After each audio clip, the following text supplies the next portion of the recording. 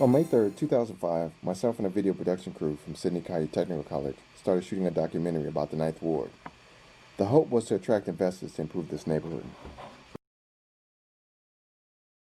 All right, thank you, Minister Pope, for coming out and talking with me today. Just want to ask you a few questions about the neighborhood. We're interested in renovating or recreating Feliciana Street, bringing in some investors, some contractors, kind of improve the neighborhood a bit. I want to ask you, if you had a friend or relative who wanted to move onto Feliciana Street or was interested in investing in property here, what advice would you give them? Well, I would probably tell him to go ahead on and invest. Number one, this neighborhood is an old neighborhood. A lot of the people here is from old families, and they've been here for a long time, and there's hope in this neighborhood. I've been in other areas of the city where hope is all gone, but as long as there's a little glimmer of hope, this is a neighborhood that I believe that investors should put their money in. They should try to make this area a better area. Okay, thank you. A lot of your neighbors weren't interested in going on camera, weren't interested in us interviewing them for this project. Why do you think that was the reason? I believe the reason was they fear the unknown. Okay. Number one, they don't understand the importance of getting investors into this neighborhood. And a lot of the neighbors have taken and become apathetic to this neighborhood. It's a situation that you just don't care. And so we have to change that attitude, change that attitude of apathy to attitude of hope. Okay. Now, as a minister, what role do you see for the church in neighborhoods like this?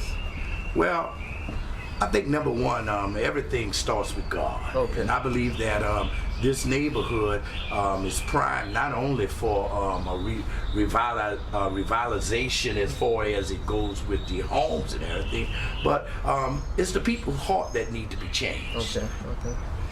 All right, thanks. If there was one thing you could change about Feliciana Street, what would it be? If there was one thing that I could change about Feliciana Street, it would probably be that the city has taken a role of ignoring this area. Okay. The city would look more upon this area. Okay, okay. And final question, what improvements have you seen on Feliciana Street over the past year? What have been the greatest improvements on Feliciana Street over the past year? Well, I think the greatest improvement, one of the greatest improvement that I've seen, is that the house across the street catching fire. Okay, okay.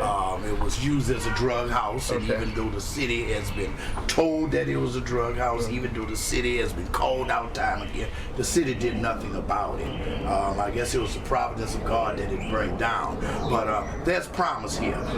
This here block may not have the work going on, but if you go into the next block and the block after on Feliciana Street, people are building up homes. They're building brand new homes. They're investing money in this neighborhood.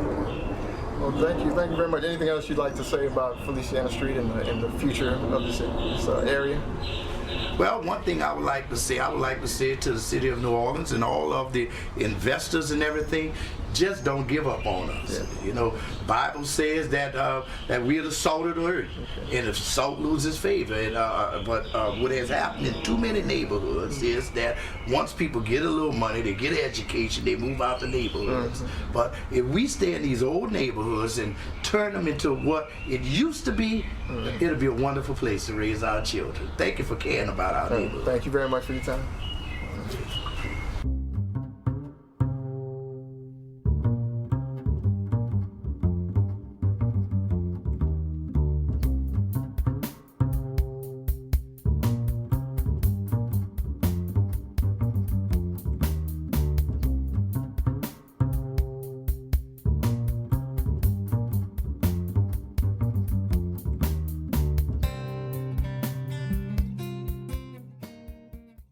Thank you very much, Ms. Winfield, for appearing and coming out and speaking with us today. I just want to ask you a few questions about the neighborhood. The first one being, if you had a friend or relative who wanted to move into the neighborhood or who wanted to invest in property in this neighborhood, what would you tell them?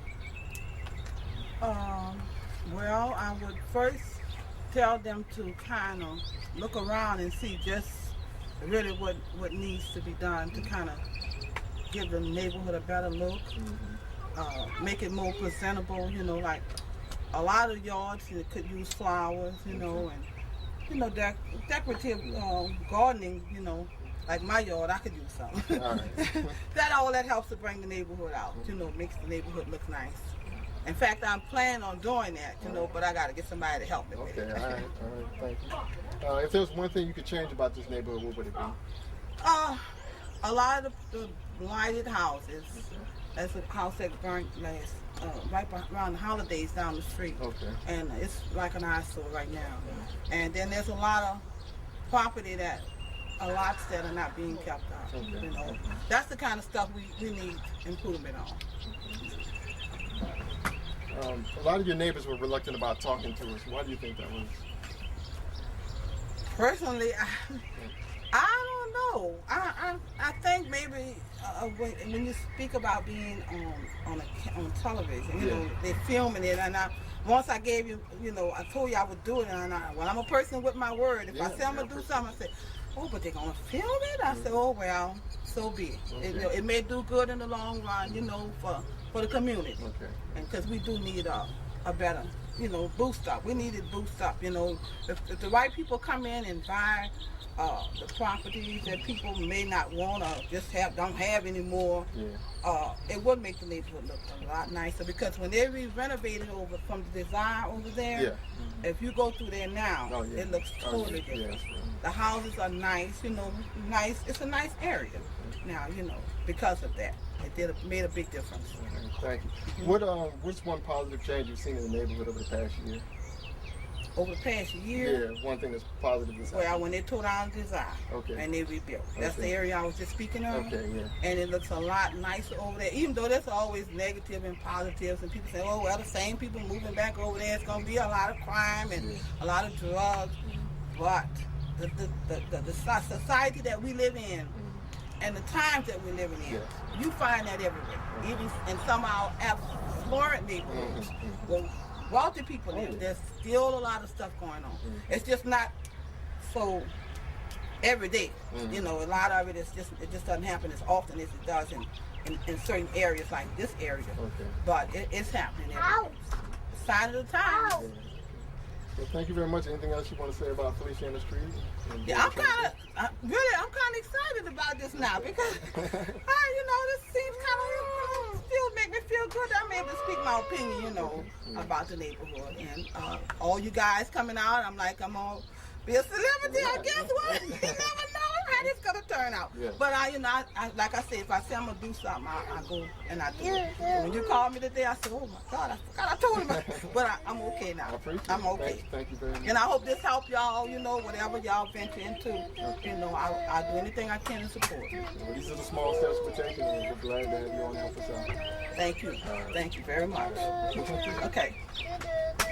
Right. Thank you very much. Thank you. I didn't know what to say. Good job, man. Good job. Okay.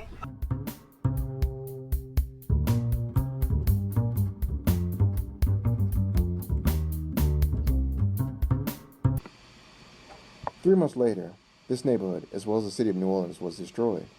Relocated to Mount Vernon Academy in Mount Vernon, Ohio, I decided to finish this documentary.